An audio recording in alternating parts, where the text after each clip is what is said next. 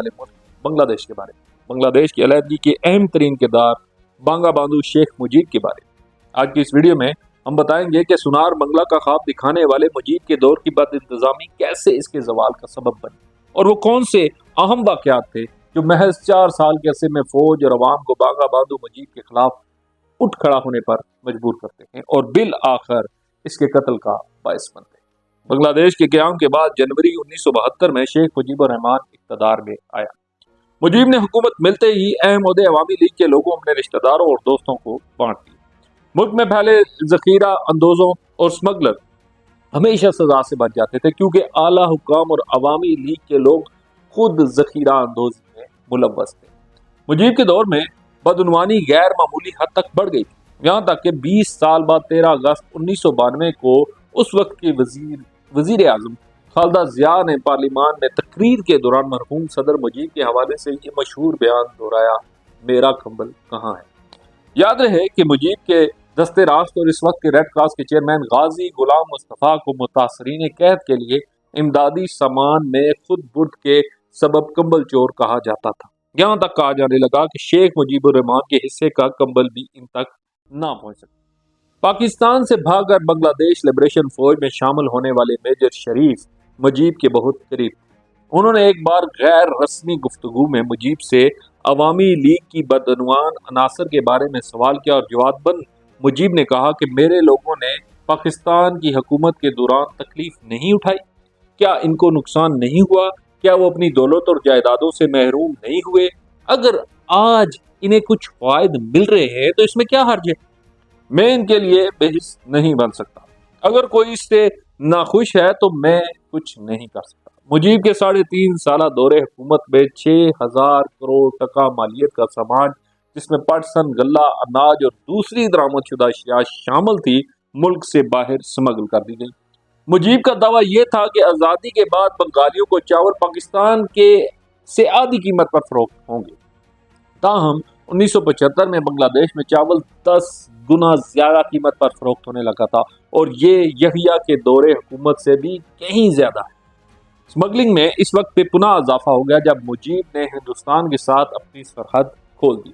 اگرچہ بنگلہ دیش معیشت میں $2 ارب سے زائد رقم داخل کر چکا تھا، لیکن 1974 کے اوائل تک بنگلہ دیش دیوالیہ ہو چکا تھا۔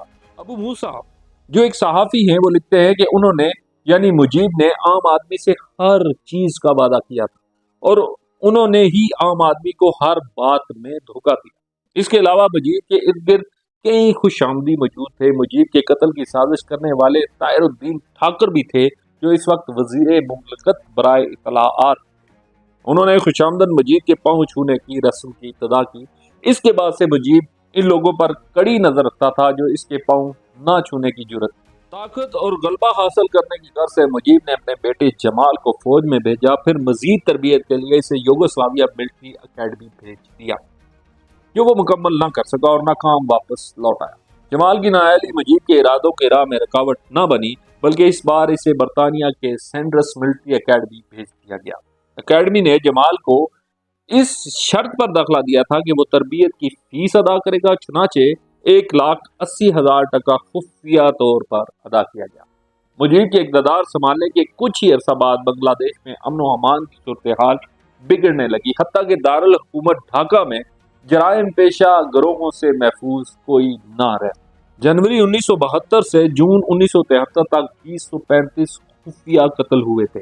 سرکاری اعداد و شمار میں 4,925 قتل، 337 اغوا کی وارداتیں، 1990 زیادتیوں اور 4,960 ڈکیتیوں کی اطلاعیں دی گئیں، جبکہ 60 تھانوں کا اسلحہ اور گولہ بارود تک لوٹ لیا گیا تھا۔ عام لوگوں کی آزادانہ نقل و حرکت مشکل ہو گئی تھی، کیونکہ سڑکیں مسلح گروہوں اور ڈاکوؤں سے بھری ہوئی تھی، جبکہ عوامی لیگ کے تمام تر توجہ اپنے مفادات کے حصول کے لیے نت نئی بہانیوں کی تشکیل پر مرکوز تھی۔ عوامی اسلامک لیگ کے رہنما عبد المنان نے صفاق لال بہانی نامی ٹیم فوجی گروپ تیار کیا۔ ایک بار ایک جلسہ عام میں مجیب نے تکبرانہ انداز میں اعلان کیا کہ میں ریاست مخالف شر پسند کو انتباہ کر رہا ہوں کہ اگر ضرورت پڑی تو میں اپنے لال گوہر کو کھول دوں گا۔ मुजीब ने कई निजी फौजी शीजा, शीबक बहानी, जे बंगला, बहानी लाल, बहानी और दीगर बहानियों समेत बहुत सारे तजर्बात करने के बाद एक कौमी सलामती फोर्स जातियों राखी बानी तश्कील दी। इसमें शामिल 25,000 अफराद को फौजी तरबियत दी गई और इनको इनकी आर्मी की तर्ज पर वर्दियां पहनाई गई।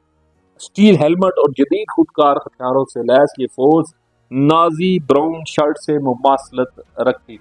बज़ाहिर इसका मकसद पुलिस के साथ मिलकर अमन अमान की सूरत हाल को बरकरार रखना था, जबकि असल मकसद मुखालफीन मुजीब और अवामी लीग पर तनकीद करने वालों को खत्म करना था। मई 1974 में राखी बानी के खिलाफ तशद्दुद के मुकदमे में सुप्रीम कोर्ट कहती है कि मुजीब की तूफानी फौज के पास कोई ज़ाब्ता इखलाक नहीं, ना कोई ज़ाब्ता कार और ना ही गिरफ्तारी और तफ्तीशों का कोई रजिस्टर मौजूद है। सुप्रीम कोर्ट के इस फैसले को भारी कीमत अदा करना पड़ी और इसे मुजीब के मामलात में मुदाखलत करने के इख्तियारात से भी महरूम कर दिया गया। मुजीब का दूसरा बेटा कमाल अपने वालिद की तरह तनकीद और मुखालफत बर्दाश्त नहीं करता था। इसके लिए ऐसी कोई भी सरगर्मी मुल्क दुश्मन थी। वो मुबैना तौर पर अपने वालिद के सियासी मुखालफिन का शिकार करता था।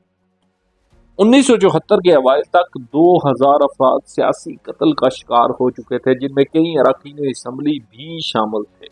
आज़ादी के तीसरे साल ही 27,000 से ज्यादा अफराद भूख से मर गए थे। चावल की कीमत 300 टका से तजावज कर चुकी थी और सैलाब ने ज़री अराजी को भी तबाह कर दिया था। जनवरी 1975 में ढाका के गरीब शहरियों पर एक ऑपरेशन शुरू किया गया, जो ढाका से 2 लाख गरीब लोगों के इनखला का बायस बना, जबकि कुछ शहर से बाहर 3 कैंपों में मुंतकिल हो गए। इन कैंपों में हालात राखी बानी के जेर निगरानी कायम हरासती कैंपों से ज्यादा बेहतर न थे। अवाम की ये बदहाली देखकर ग्रेस सैमसन, जो डच रेवोल्यूशन आर्मी का एक रजाकार था, ये कहने पर मजबूर हो गया कि ये कुदरत की तरफ से नहीं है बल्कि हुक्मरानों की तरफ से है। ये एक इंसान साख्ता तबाही है। बांग्लादेश में एक बार फिर बेचैनी फैल चुकी थी। अवामी लीग और मुजीब के खिलाफ आवाजें उठने लगी और मुक्ति बानी के जंगजू, जिन्हें कभी आज़ादी के हीरो की हैसियत से सराहा जाता था, बैरकों तक महदूद थे। अवामी लीग ने इनको बेवकूफ़ कर दिया था और कई नीम फौजी ग्रुप इनकी जगह ले चुके थे। इनकी जंग आज़ादी के जंगजू मुजीब की सियासत को बेबसी से देख रहे थे, फिर इस नतीजे पर पहुंचे कि अब मुदाखलत करना नागुज़ीर है। 28 दिसंबर 1974 को मुजीब ने इमरजेंसी नाफिज कर दी, जिसके बाद मुजीब की हिमा पर आइन में मुतअद्दिद तरामीम की गई। 25 जनवरी 1975 को मुजीब ने आइनी तरमीम के जरिए बतौर सरबराह मुमलकत मुकम्मल इख्तियार अपने आप को दे दिया और पार्लियामेंट की हैसियत सिर्फ एक मशावरती इदारे की रह गई।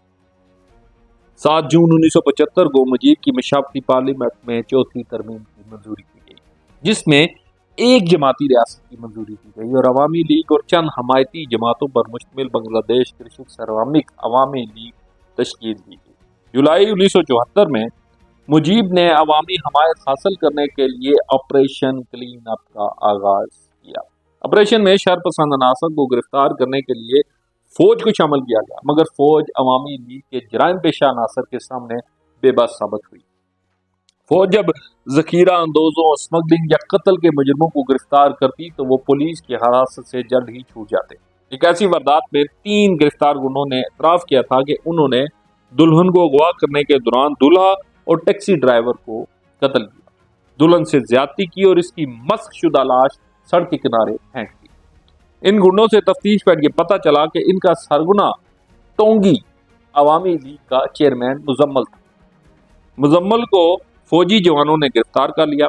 वो फौज को रिश्वत देने की कोशिश में नाकाम रहा तो मुजम्मल ने आर्मी अफसरान के सामने ये दावा किया कि आप वैसे भी मुझे आज या कल छोड़ने वाले हैं, और बाद में इसे पुलिस के हवाले कर दिया गया, जहां कुछ दिन बाद इसे शेख मुजीब को बराह रास्त अहकाम पर रिहा कर दिया गया। मुजीब सियासी मुखालफिन और इख्तलाफात को हकारत की नज़र से देखता था, जैसा कि माओ नवाज शरीफ पार्टी के रहनुमा सराज हकदार के कत्ल से जाहिर होता है। मुजीब के सख्त नाकद सराज मुखालफत से पीछे हटने के लिए तैयार नहीं था। इतलात के मुताबिक सराज हकदार को एक मुकाबले में करीब से सीने में 6 गोलियां मारकर हलाक कर दिया गया।